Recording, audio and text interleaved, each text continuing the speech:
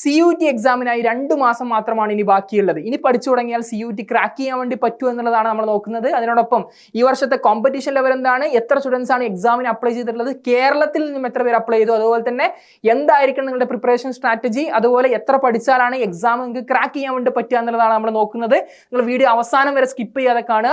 നിങ്ങൾക്കറിയാം ഈ വർഷത്തെ അപ്ലിക്കേഷന്റെ ലാസ്റ്റ് ഡേറ്റ് എന്ന് പറയുന്നത് ജനുവരി 31 ആയിരുന്നു. അതിനുശേഷം ഒരു എക്സ്റ്റൻഷൻ ഉണ്ടായിരുന്നു, അത് ഫെബ്രുവരി 4 വരെയും, പിന്നെ ഫീ പേയ്മെന്റ് നടത്താനുള്ള അവസാന ഡേറ്റ് ഫെബ്രുവരി 7 വരെയായിരുന്നു. അതിനുശേഷം ഒരു റീ ഓപ്പണിംഗ് കൂടെ ഉണ്ടായിരുന്നു ഫെബ്രുവരി 23 തൊട്ട് 26 വരെ. അപ്പോൾ റീ ഓപ്പണിങ്ങിന് മുമ്പുള്ള ഒരു ഡാറ്റയാണ് എത്ര പേര് അപ്ലൈ ചെയ്തു CUTക്ക് വേണ്ടി എന്നുള്ളത്. ഏകദേശം 14,92,764 ആൾക്കാർ, അതായത് 15 ലക്ഷം ആൾക്കാർ അപ്ലിക്കേഷൻ ഫോം ഫില്ല് ചെയ്ത് പേയ്മെന്റ് നടത്തി അപ്ലിക്കേഷൻ കംപ്ലീറ്റ് ചെയ്തു എന്നുള്ളതാണ്. മറ്റൊരു ഡാറ്റ എന്ന് പറയുന്നത് അപ്ലിക്കേഷൻ ഫോം ഫില്ല് ചെയ്ത് പേയ്മെന്റ് നടത്താതെ ഡ്രോപ്പ് ചെയ്തിട്ടുള്ള ആൾക്കാർ ഏകദേശം 16.5 ലക്ഷം ആൾക്കാരാണ് എന്നുള്ളതാണ്. അപ്പോൾ ഈ ഒരു റീ ഓപ്പണിംഗ് കൂടെ വന്ന സമയത്ത് അപ്ലിക്കേഷൻ ഫീ പേയ്മെന്റ് നടത്താത്ത ആൾക്കാർ ഫീ പേയ്മെന്റ് നടത്തുകയും ന്യൂ രജിസ്ട്രേഷൻസും കൂടെ സ്വാഭാവികമായിട്ടും വന്നിട്ടുണ്ടാവും എന്നുള്ളതാണ്. അതുകൊണ്ട് തന്നെ ഈ വർഷം അപ്രോക്സിമേറ്റ്ലി 17 to 18 ലക്ഷം ആൾക്കാരാണ് നിങ്ങളുമായിട്ട് കോമ്പീറ്റ് ചെയ്യാൻ വേണ്ടിയിട്ട് ഈ ഒരു എക്സാമിനേഷനിൽ ഉണ്ടാവുക എന്നുള്ളത്. അപ്പോൾ കഴിഞ്ഞ 5 വർഷങ്ങളിലായിട്ടാണ് NTA ഈ പറയുന്ന കോമൺ യൂണിവേഴ്സിറ്റി എൻട്രൻസ് ടെസ്റ്റ് മുഴുവൻ സെൻട്രൽ യൂണിവേഴ്സിറ്റികളിലോട്ടുമായിട്ട് ഒരു ഏകജാലക പരീക്ഷ എന്നുള്ള രൂപത്തിൽ CUT കണ്ടക്ട് ചെയ്യുന്നത്. അപ്പോൾ highest participation, record breaking registration ആണ് ഇപ്രാവശ്യം കാണാൻ വേണ്ടി പറ്റുന്നത്. കഴിഞ്ഞ വർഷം 13.5 ലക്ഷം വിദ്യാർത്ഥികളായിരുന്നു എക്സാം എഴുതിയിട്ടുള്ളത്. ഈ വർഷത്തെ റീ ഓപ്പണിങ്ങിന് മുമ്പുള്ള ഡാറ്റ മാത്രം കമ്പയർ ചെയ്യുന്ന സമയത്ത് 1,38,000 സ്റ്റുഡൻസിന്റെ വർധനവാണുള്ളത്. അപ്പോൾ നിങ്ങൾ റീ ഓപ്പണിംഗ് കൂടെ കഴിയുന്ന സമയത്ത് 17 to 18 ലക്ഷം ആൾക്കാരുമായിട്ടാണ് കോമ്പീറ്റ് ചെയ്യാൻ വേണ്ടി പോകുന്നത് എന്ന് മനസ്സിലാക്കുക. അപ്പോൾ എക്സാമിനേഷൻ നടക്കുക നിങ്ങൾക്കറിയാം മെയ് 11 തൊട്ട് മെയ് 31 വരെയാണ്. അതായത് ബോർഡ് എക്സാമിന് ശേഷം അറൗണ്ട് നിങ്ങൾക്ക് 40 ദിവസം മാത്രമാണ് നിങ്ങൾക്ക് ലഭിക്കുക എന്നുള്ളതാണ്. ഇനി സ്റ്റേറ്റ് വൈസ് അപ്ലിക്കേഷൻ നോക്കുകയാണെന്നുണ്ടെങ്കിൽ ഏറ്റവും കൂടുതൽ വിദ്യാർത്ഥികൾ അപ്ലൈ ചെയ്തിട്ടുള്ളത് UP ഉത്തർപ്രദേശിൽ നിന്നാണ് 3,70,000. പിന്നീട് Delhi union territory 1,39,000, Bihar 1,34,000, Madhya Pradesh 93,000, Rajasthan 89,000, Haryana 79,000, west Bengal 53,000, കേരളത്തിൽ നിന്നും 52,000 ആൾക്കാരാണ് ഈ വർഷം അപ്ലൈ ചെയ്തിട്ടുള്ളത് റീ ഓപ്പണിങ്ങിന് മുമ്പായിട്ട്. റീ ഓപ്പണിംഗ് കഴിയുന്ന സമയത്ത് അറൗണ്ട് 60,000 ആൾക്കാർ ഉണ്ടാവുന്നതാണ്. കഴിഞ്ഞ വർഷമൊക്കെ ഏകദേശം 45,000 സ്റ്റുഡൻസ് ആയിരുന്നു കേരളത്തിൽ നിന്നും അപ്ലൈ ചെയ്തിട്ടുള്ളത്. ഈ വർഷം അത് 60,000 എത്തുമെന്നുള്ളത് നിങ്ങൾ മനസ്സിലാക്കുക എന്നുള്ളതാണ്. അതുപോലെ തന്നെ യൂണിവേഴ്സിറ്റി പ്രിഫറൻസും നാഷണൽ പാർട്ടിസിപ്പേഷൻ നോക്കുന്ന സമയത്ത് ഏറ്റവും കൂടുതൽ വിദ്യാർത്ഥികൾ പ്രിഫർ ചെയ്യുന്ന ഒരു യൂണിവേഴ്സിറ്റി ആയിട്ട് ഡൽഹി യൂണിവേഴ്സിറ്റി മാറിയിട്ടുണ്ട് എന്നുള്ളതാണ്. കഴിഞ്ഞ വർഷത്തെ ഒരു ഡാറ്റയാണിത്. കഴിഞ്ഞ വർഷം ഡൽഹി യൂണിവേഴ്സിറ്റിയിൽ ആകെയുള്ള ഒരു സീറ്റിന്റെ എണ്ണം എന്ന് പറയുന്നത് അറൗണ്ട് 72,000 സീറ്റിന്റെ അടുത്താണ്. പക്ഷേ കഴിഞ്ഞ വർഷം അപ്ലൈ ചെയ്തിട്ടുള്ളത് ഏകദേശം 13.5 ലക്ഷം വിദ്യാർത്ഥികളിൽ നിന്നും 3,05,000 സംതിങ് വിദ്യാർത്ഥികൾ 72,000 സീറ്റുകളിലോട്ട് അപ്ലൈ ചെയ്തു എന്നുള്ളതാണ്. നിങ്ങൾ മനസ്സിലാക്കേണ്ടത് 72,000 സീറ്റ് എന്ന് പറയുന്നത് ടോട്ടൽ ഓവറോൾ ഡൽഹി, നിങ്ങൾക്കറിയാം ഡൽഹി യൂണിവേഴ്സിറ്റി എന്ന് പറയുന്നത് നോർത്ത് സൗത്ത് ഓഫ് ക്യാമ്പസുകളായിട്ട് ഡൽഹി നാഷണൽ ക്യാപിറ്റൽ റീജിയനിൽ 91ഓളം കോളേജുകൾ അടങ്ങുന്നതാണ്.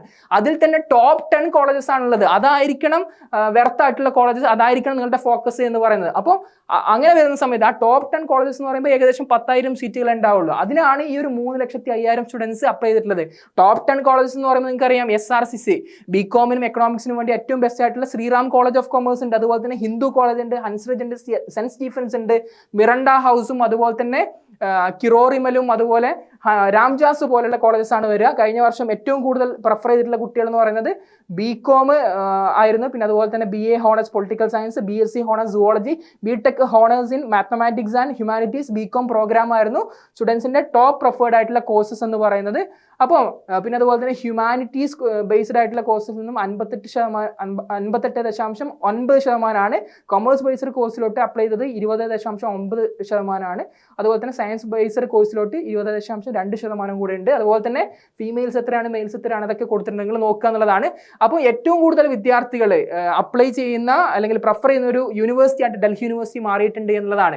ഇനി ഡൽഹി യൂണിവേഴ്സിറ്റിന്റെ കാര്യം മാറ്റി നിർത്തി കഴിഞ്ഞാൽ ജാമിയ ആയിക്കോട്ടെ, അലിഗഡ് ആയിക്കോട്ടെ, ബനാറസ് ഹിന്ദു യൂണിവേഴ്സിറ്റി ആയിക്കോട്ടെ, അതുപോലെ തന്നെ ഹൈദരാബാദ് സെൻട്രൽ യൂണിവേഴ്സിറ്റിയും പോണ്ടിച്ചേരി യൂണിവേഴ്സിറ്റിയും ഇഫ്ലുവും, അതുപോലെ തന്നെ സെൻട്രൽ യൂണിവേഴ്സിറ്റി ഓഫ് കേരള ആയിക്കഴിഞ്ഞാൽ ഈ പ്രധാനപ്പെട്ട മുഴുവൻ സെൻട്രൽ യൂണിവേഴ്സിറ്റികളും അതിലെ മുഴുവൻ കോഴ്സുകൾ എടുത്തു നോക്കിക്കഴിഞ്ഞാൽ മുഴുവൻ കോഴ്സുകളിലുമായിട്ട് ആകെ 1,00,000 സംതിങ് സീറ്റുകൾ മാത്രമാണുള്ളത്. അപ്പോൾ ഈ 1,00,000 സംതിങ് സീറ്റുകളിലോട്ടാണ് ഈ പറയുന്ന ഈ വർഷം 17 to 18 ലക്ഷം വിദ്യാർത്ഥികൾ കോമ്പീറ്റ് ചെയ്യാൻ വേണ്ടിയിട്ട് പോകുന്നത്. അപ്പോൾ നിങ്ങൾ കൃത്യമായിട്ടുള്ള ഒരു സ്ട്രാറ്റജി ഉണ്ടെങ്കിൽ നിങ്ങൾക്ക് പ്രിപ്പറേഷനിൽ സ്റ്റാൻഡ് ഔട്ട് ചെയ്യാൻ വേണ്ടി പറ്റുള്ളൂ, എക്സാമിനേഷനിൽ സ്റ്റാൻഡ് ഔട്ട് ചെയ്യാൻ വേണ്ടി പറ്റുള്ളൂ, ആ ഒരു കോമ്പറ്റീറ്റീവ് എഡ്ജ് നിങ്ങൾക്ക് ഗെയിൻ ചെയ്യാൻ വേണ്ടി പറ്റുള്ളൂ എന്നുള്ളത് നിങ്ങൾ മനസ്സിലാക്കുക. അതുപോലെ തന്നെ ഈ വർഷം 38 സ്റ്റേറ്റുകളിൽ നിന്നും യൂണിയൻ ടെറിട്ടറിയിൽ നിന്നുമായിട്ട് അപ്ലിക്കേഷൻ വന്നിട്ടുണ്ട്. അതുപോലെ പ്രധാനപ്പെട്ട 236ഓളം സെൻട്രൽ യൂണിവേഴ്സിറ്റീസും സ്റ്റേറ്റ് യൂണിവേഴ്സിറ്റീസും ഡീംഡ് ടു ബി യൂണിവേഴ്സിറ്റീസും ഐക്കർ പോലുള്ള ഗവൺമെന്റ് സ്ഥാപനങ്ങളും 236 യൂണിവേഴ്സിറ്റീസ് പാർട്ടിസിപ്പേറ്റിംഗ് ഇൻസ്റ്റിറ്റ്യൂട്ട് ആണ് വരുന്നത്. അതുപോലെ തന്നെ കൂടുതൽ സ്ഥാപനങ്ങൾ ഇതിൽ ജോയിൻ ചെയ്യുമെന്നാണ് പ്രതീക്ഷിക്കുന്നത്. അതുപോലെ തന്നെ ഈ വർഷം കഴിഞ്ഞ വർഷമൊക്കെ അപ്ലൈ ചെയ്തിട്ട് ഫീ പേയ്മെന്റ് നടത്തിയിട്ടും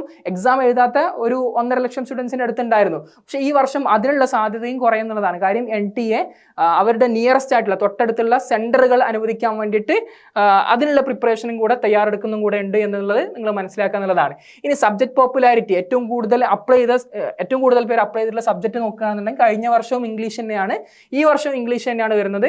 ഈ കഴിഞ്ഞ വർഷം 10 ലക്ഷത്തി സംതിങ് ആയിരുന്നു ഇംഗ്ലീഷിന്റെ രജിസ്ട്രേഷൻ എങ്കിൽ ഇപ്രാവശ്യം അത് കൂടിയിട്ടുണ്ട്. ഇംഗ്ലീഷ് അത് 12,43,000, അതായത് അറൗണ്ട് 13 ലക്ഷം കുട്ടികൾ ഇംഗ്ലീഷ് സബ്ജക്ട് ടോപ്പ് ചോയ്സ് ആയിട്ട് വെച്ചിട്ടുണ്ട്. അതുപോലെ തന്നെ കെമിസ്ട്രി കഴിഞ്ഞ വർഷം സെക്കൻഡ് വന്നിരുന്നത് ജനറൽ ടെസ്റ്റ് ആയിരുന്നു, ഇപ്രാവശ്യം അത് കെമിസ്ട്രി ആയിട്ട് മാറിയിട്ടുണ്ട്. 9,23,000 പിന്നെ അതിനുശേഷം ഫിസിക്സ് 8,86,000, അതുപോലെ ജനറൽ ടെസ്റ്റ് 8,84,000, അതുപോലെ മാത്തമാറ്റിക്സ് ആണ് വരുന്നത് 5,69,000 അപ്ലിക്കേഷൻസ് ആണ് ഈ ഓരോ സബ്ജക്റ്റിലും വന്നിരിക്കുന്നത്. ടോപ്പായിട്ട് വന്നിരിക്കുന്നത് ഇംഗ്ലീഷ് ആണ്, പിന്നെ chemistry, physics, general test, mathematics, പിന്നെ ബാക്കിയുള്ള സബ്ജക്റ്റുകളാണ് വരുന്നത് എന്നുള്ളതാണ് നിങ്ങൾ മനസ്സിലാക്കേണ്ടത്. അതുപോലെ തന്നെ ഇപ്രാവശ്യത്തെ രജിസ്ട്രേഷൻ ട്രെൻഡുകൾ നോക്കിക്കഴിഞ്ഞാൽ റാൻഡം സബ്ജക്ട് സെലക്ഷൻ ഡിക്രീസിംഗ് ആണ് എന്നുള്ളതാണ്.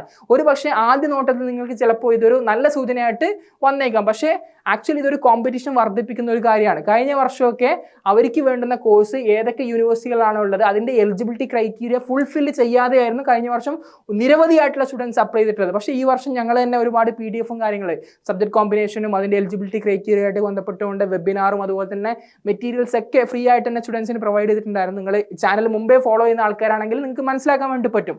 അതുപോലെ അവയർനെസ് നന്നായിട്ട് കിട്ടിയത് കൊണ്ട് തന്നെ കൃത്യമായിട്ടുള്ള സബ്ജക്ട് സെലക്ഷൻ ആണ് ഓരോ കുട്ടികളും നടത്തിയിട്ടുള്ളത്. Students now selecting subject based on target course എന്നതാണ്. അവർക്ക് വേണ്ടുന്ന കോഴ്സ് ഏതൊക്കെ യൂണിവേഴ്സിറ്റിയിലാണോ ഉള്ളത്, അതിന് എന്താണ് എലിജിബിലിറ്റി ക്രൈറ്റീരിയ വേണ്ടത്, അതിനെ ബേസ് ചെയ്തുകൊണ്ടാണ് ഈ വർഷം കൊടുത്തിട്ടുള്ളത്. സാധാരണ എലിജിബിലിറ്റി ക്രൈറ്റീരിയ മീറ്റ് ചെയ്യാതിരുന്നു കഴിഞ്ഞാൽ അവരുടെ അഡ്മിഷൻ നിഷേധിക്കപ്പെടും, റിജക്ട് ചെയ്യപ്പെടും. പക്ഷേ ഇവിടെ ഫുൾഫിൽഡ് ആവുന്നത് കൊണ്ട് തന്നെ അവർക്ക് കോഴ്സുകളിലോട്ട് അഡ്മിഷൻ കിട്ടാനുള്ള സാധ്യത കൂടുകയും കോമ്പറ്റീഷൻ വർദ്ധിക്കുകയും ചെയ്യും എന്നുള്ളത് നിങ്ങൾ മനസ്സിലാക്കുക എന്നുള്ളതാണ്. അതുപോലെ മജോറിറ്റി സ്റ്റുഡൻസ് സെലക്ടഡ് 4 സബ്ജക്ട്, ഏറ്റവും ആവറേജ് സ്റ്റുഡൻസ് നോക്കുകയാണെന്നുണ്ടെങ്കിൽ കൂടുതൽ പേര് 4 സബ്ജക്റ്റുകളാണ് 5 സബ്ജക്റ്റുകളിൽ ചൂസ് ചെയ്തിട്ടുള്ളത്. പിന്നെ അതുപോലെ 5 സബ്ജക്റ്റുകൾ ചൂസ് ചെയ്തിട്ടുള്ള ആൾക്കാർ അതിൽ ഒരു സബ്ജക്റ്റായിട്ട് ജനറൽ ടെസ്റ്റും കൂടെ വെച്ചിട്ടുണ്ട് എന്നുള്ളത് നിങ്ങൾ മനസ്സിലാക്കുക എന്നുള്ളതാണ്. അതുപോലെ എന്തായിരിക്കണം നിങ്ങളുടെ സ്ട്രാറ്റജി, എങ്ങനെയാണ് നിങ്ങൾക്ക് എക്സാം ക്രാക്ക് ചെയ്യാൻ വേണ്ടി പറ്റുക എന്ന് ചോദിച്ചു കഴിഞ്ഞാൽ, നിങ്ങൾക്ക് ബോർഡ് എക്സാമിനോടൊപ്പം എങ്ങനെയാണ് ഇത് ബാലൻസ് ചെയ്യുക എന്ന് ചോദിച്ചു കഴിഞ്ഞാൽ സ്വാഭാവികമായിട്ടും നിങ്ങൾക്ക് ഒരു കൺഫ്യൂഷൻ ഉണ്ടാവും. നിങ്ങൾക്ക് ചെയ്യാൻ പറ്റുന്ന ഏക സ്ട്രാറ്റജി എന്ന് പറയുന്നത് നിങ്ങളിപ്പോൾ ഡൊമൈൻ സബ്ജക്റ്റ് നിങ്ങളിപ്പോൾ സ്റ്റാർട്ട് ചെയ്ത് കഴിഞ്ഞാൽ നിങ്ങൾക്ക് എക്സാം ക്രാക്ക് ചെയ്യാൻ പറ്റുന്നേ ഉള്ളൂ. ബോർഡ് എക്സാമിന് ശേഷം നിങ്ങൾക്ക് കൂടുതൽ ടൈം ചിലവഴിക്കണമെന്നേ ഉള്ളൂ. അപ്പോൾ നിങ്ങളിപ്പം ബോർഡ് എക്സാമിനോടൊപ്പം നിങ്ങൾക്ക് ബോർഡ് എക്സാമിന് പഠിക്കാനുള്ളതാണ് ഡൊമൈൻ സബ്ജക്റ്റുകൾ എന്ന് പറയുന്നത്. അതായത് +2 നിങ്ങളിപ്പം പഠിക്കുന്ന +2 NCERT ബേസ് ചെയ്തുള്ള സിലബസ്. ഇപ്പം സയൻസ് ആണെന്നുണ്ടെങ്കിൽ PCMB, physics, chemistry, mathematics, biology, അതുപോലെ തന്നെ കമ്പ്യൂട്ടർ സയൻസ് ഉണ്ടാവും. അതിൽ ഏതെങ്കിലും 3 ആയിരിക്കും ചൂസ് ചെയ്യുന്നുണ്ടാവുക. അക്കൗണ്ടൻസി ആണെങ്കിൽ അക്കൗണ്ടൻസി, ബിസിനസ് സ്റ്റഡീസ്, എക്കണോമിക്സ്, അതുപോലെ തന്നെ മാത്തമാറ്റിക്സ് ഏതെങ്കിലും 3 ആയിരിക്കും. ഹ്യൂമാനിറ്റീസ് ആണെങ്കിൽ history, political science, sociology, geography, geology, psychology പോലുള്ള മാസ് കമ്മ്യൂണിക്കേഷൻ പോലുള്ള സബ്ജക്റ്റ് ആയിരിക്കും. അപ്പോൾ നിങ്ങൾ ഡൊമൈൻ ആയിട്ട് എന്താണോ ചൂസ് ചെയ്യുന്നത് അത് നിങ്ങൾക്ക് ബോർഡ് എക്സാമിന് പഠിക്കാനുള്ളതാണ്. ബോർഡ് എക്സാമും CUT തമ്മിലുള്ള പ്രധാനപ്പെട്ട വ്യത്യാസം എന്താ? ബോർഡ് എക്സാമിന് കോൺസെപ്റ്റുകൾ പഠിക്കാനുണ്ട്, CUTക്കും കോൺസെപ്റ്റുകൾ പഠിക്കാനുണ്ട്, നോളജ് ലെവൽ ഓക്കെ ആക്കാനുണ്ട്. പക്ഷേ ബോർഡ് എക്സാമിന് നിങ്ങൾ ഡിസ്ക്രിപ്റ്റീവ് ആയിട്ട് വിവരിച്ചാണ് ഉത്തരം എഴുതുന്നത് അല്ലേ? പക്ഷേ ഇവിടെ CUTയിലോട്ട് വരുന്ന സമയത്ത് ഒബ്ജക്റ്റീവ് ക്വസ്റ്റ്യൻസ് ആയിരിക്കും ഉണ്ടാവുക, അതായത് മൾട്ടിപ്പിൾ ചോയ്സ് ക്വസ്റ്റ്യൻസ്, MCQs ആണ് ഉണ്ടാവുക. ഒരു ക്വസ്റ്റ്യൻ 4 ഓപ്ഷൻ, അതിൽ 3 ഓപ്ഷൻസിനെ എലിമിനേറ്റ് ചെയ്തിട്ട് റൈറ്റ് ആയിട്ടുള്ള ഒരു ഉത്തരം ചൂസ് ചെയ്യാന്നുള്ള ഒരു ഫോർമാറ്റിലുള്ള ക്വസ്റ്റ്യൻ പാറ്റേൺ ആയിരിക്കും ഉണ്ടാവുക. അത് മാത്രമാണ് വ്യത്യാസം. പക്ഷേ പഠിക്കാനുള്ള കോൺസെപ്റ്റുകൾ ചാപ്റ്റേഴ്സ് നിങ്ങൾക്ക് വൃത്തിയായിട്ട് ബോർഡ് എക്സാമിനും പഠിക്കാനുണ്ട്, ഇവിടെയും പഠിക്കാനുണ്ട്. അപ്പം ബോർഡ് എക്സാമിന് നിങ്ങൾ ഡൊമൈൻ ഭാഗങ്ങൾ കൃത്യമായിട്ട് നോളജ് ലെവൽ ഓക്കെ ആയി കോൺസെപ്റ്റുകൾ പഠിച്ചു പോവുക. ബോർഡ് എക്സാമിന് ശേഷം ഡൊമൈൻ ഭാഗങ്ങൾ റിവിഷനും മോക്ക് ടെസ്റ്റും ചെയ്യാവുന്നതാണ്. പിന്നെ ബോർഡ് എക്സാമിന് ശേഷം നമുക്ക് മോസ്റ്റ് ഓഫ് ദി സ്റ്റുഡൻസും ഇംഗ്ലീഷ് ആയിരിക്കും ലാംഗ്വേജിൽ ചൂസ് ചെയ്തിട്ടുണ്ടാവും. അതുപോലെ തന്നെ ജനറൽ ആപ്റ്റിറ്റ്യൂഡ് ടെസ്റ്റും ഉണ്ട്. ബോർഡ് എക്സാമിന് ശേഷം നമുക്ക് എന്ത് ചെയ്യാം, ഈ പറയുന്ന ലാംഗ്വേജിലെ ഇംഗ്ലീഷും അതുപോലെ തന്നെ ജനറൽ ആപ്റ്റിറ്റ്യൂഡ് ടെസ്റ്റും നമുക്ക് നോക്കി പോകാന്നുള്ളതാണ്. നിങ്ങൾക്കറിയാം ജനറൽ ആപ്റ്റിറ്റ്യൂഡ് ടെസ്റ്റ് ഒരു സിംഗിൾ പേപ്പർ ആണെന്നുണ്ടെങ്കിൽ 4 സബ്ജക്റ്റുകളായിട്ട് കൊണ്ട് തന്നെ നിങ്ങൾ പഠിച്ചു പോകണം, കൺസിഡർ ചെയ്യണം എന്നുള്ളതാണ്. ജനറൽ നോളജ് വരുന്നുണ്ട്, കറണ്ട് അഫയേഴ്സ് വരുന്നുണ്ട്, ക്വാണ്ടിറ്റേറ്റീവ് ആപ്റ്റിറ്റ്യൂഡും ലോജിക്കൽ റീസണിങ്ങും വരുന്നുണ്ട് എന്നുള്ളതാണ്.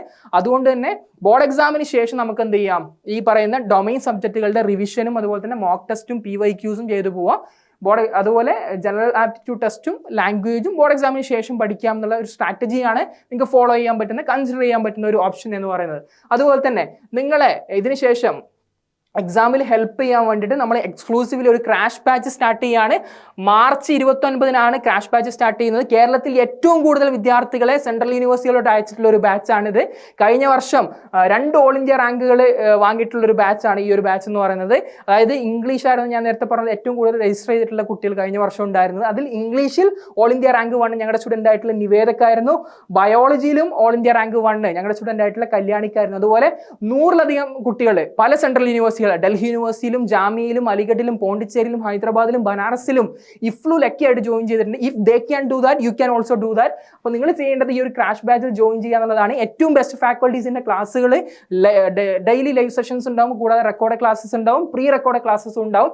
അതുപോലെ പേഴ്സണൽ മെന്റേഴ്സ് ഉണ്ടാവും, ഡൗട്ട്സ് കാര്യങ്ങൾ ക്ലിയർ ചെയ്യാൻ വേണ്ടിയിട്ട്. അതുപോലെ ചാപ്റ്റർ വൈസ് നോട്ട്സും ക്ലാസ് നോട്ട്സും ഉണ്ടാവും, മോക്ക് ടെസ്റ്റും പ്രാക്ടീസ് ടെസ്റ്റുകളും ഉണ്ടാവും. അതുപോലെ 45ഓളം വരുന്ന പ്രീവിയസ് ഇയർ ക്വസ്റ്റ്യൻ പേപ്പേഴ്സ് ഓരോ സബ്ജക്റ്റിലും നിങ്ങൾക്ക് പ്രാക്ടീസ് ചെയ്യാൻ വേണ്ടിയിട്ടുണ്ടാവും. PYQ ഡിസ്കഷൻ സെഷൻസ് ഇതേപോലെ ലൈവ് ആയിട്ട് തന്നെ ഉണ്ടാവുന്നതാണ്. അതുപോലെ സ്ട്രാറ്റജി സെഷൻസ്, എക്സാമിന് എങ്ങനെയാണ് നിങ്ങൾ അപ്രോച്ച് ചെയ്യേണ്ടതെന്നുള്ള സ്ട്രാറ്റജി സെഷൻസും കൂടെ ഇതിനോടൊപ്പം ഉണ്ടാവുന്നതാണ്. അപ്പോൾ definitely you can join our crash batch. ഇതിന്റെ ഫീസ് വരുന്നത് 8,500 ആണ്. ആദ്യം രജിസ്റ്റർ ചെയ്യുന്ന, ആദ്യം അഡ്മിഷൻ എടുക്കുന്ന 100 പേർക്ക് ഏർലി ബേർഡ് ഓഫർ ആയിട്ട് നമുക്ക് വരുന്നത് 5,999 ആണ്. 8,500 എന്നുള്ളത് 2,500 രൂപ റിഡക്ഷൻ കഴിഞ്ഞിട്ട് 5,999 ആണ് വരുന്നത്. അപ്പോൾ നിങ്ങൾ ജോയിൻ ചെയ്യാൻ വേണ്ടിയിട്ട് നിങ്ങൾ എന്ത് ചെയ്യുക, ഈ താഴെ കാണുന്ന ഒരു ഇൻട്രസ്റ്റ് ഫോം ഉണ്ടാവും, ആ ഒരു ഗൂഗിൾ ഫോമും കൂടെ ഫില്ല് ചെയ്യുക. അതിനോടൊപ്പം എന്തെങ്കിലും ഡൗട്ട് ഉണ്ടെങ്കിൽ can definitely reach out to us 7909228688 എന്നുള്ള ഈ ഒരു നമ്പറിലോട്ട് എന്തെങ്കിലും ഡൗട്ട്സ് ഉണ്ടെങ്കിൽ വിളിക്കും ചെയ്യാം. സോ ഇന്ത്യയിലെ ഏറ്റവും പ്രധാനപ്പെട്ട ഡൽഹി യൂണിവേഴ്സിറ്റി പോലെയുള്ള പ്രധാനപ്പെട്ട സെൻട്രൽ യൂണിവേഴ്സിറ്റികൾ നിങ്ങൾക്ക് എത്തിച്ചേരാൻ വേണ്ടിയിട്ട് സാധിക്കട്ടെ എന്ന് ആത്മാർത്ഥമായിട്ട് ആശംസിക്കുകയാണ്. Wish you all the very best. Thank you.